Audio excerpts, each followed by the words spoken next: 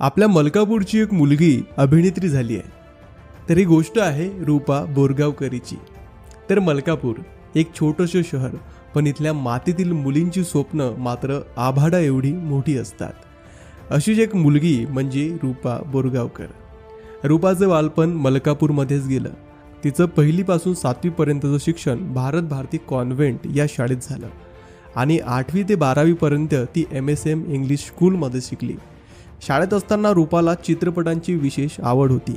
तिच्या मनात कायम एकच प्रश्न असायचा की हे लोक चित्रपटात जातात तरी कसे. पण हा प्रश्न तिने फक्त मनातच नाही ठेवला. शिक्षणासाठी पुण्याला गेल्यावर तिला त्या प्रश्नांची उत्तरं मिळायला सुरुवात झाली. कारण तिच्या कॉलेजजवळ film and television institute of India ही नामवंत संस्था होती.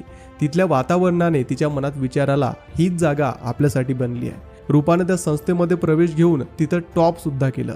अभिनय आणि रंगभूमी समजून घेत असतानाच तिच्या खऱ्या करिअरची सुरुवात झाली. पुढे तिला केसरी या चित्रपटात उर्मिला ही प्रमुख भूमिका साकारण्याची संधी मिळाली. महेश मांजरेकर, मोहन जोशी यांसारख्या दिग्गज कलाकारांसोबत काम करण्याची संधी रूपाला पहिल्यांदा मिळाली. यानंतर ती रेवा या चित्रपटात झळकली आणि नुकत्याच आलेल्या आता थांबायचं नाही या चित्रपटात तिनं भरत जाधव आणि सिद्धार्थ जाधव यांच्यासारख्या नामवंत कलाकारांसोबत काम केलं.